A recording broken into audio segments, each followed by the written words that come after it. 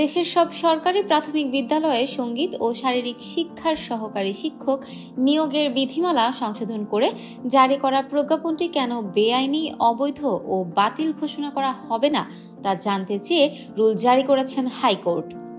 আগামী 2 সপ্তাহের মধ্যে শিক্ষা মন্ত্রণালয় সচিব, প্রাথমিক ও গণশিক্ষা সচিব এবং পাবলিক সার্ভিস কমিশনের চেয়ারম্যানকে রুলের জবাব দিতে বলা হয়েছে। এ সংক্রান্ত রিটের প্রাথমিক শুনানি নিয়ে সোমবার বিচারপতি ফাহমিদা কাদের এবং বিচারপতি মোহাম্মদ আসিফ হাসানের সমন্বয়ে গঠিত হাইকোর্ট বেঞ্চ এ রুল জারি করেন। আদালতে রিটের পক্ষে শুনানি করেন ব্যারিস্টার সারওয়াত সিরাজ শুক্লা।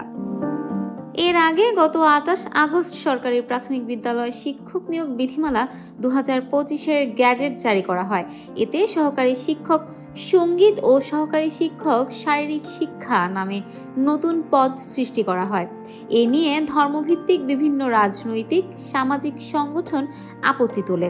তারা সঙ্গীত শিক্ষকের পরিবর্তে ধর্ম শিক্ষকের পদ সৃষ্টির দাবিতে আন্দোলনে নামেন।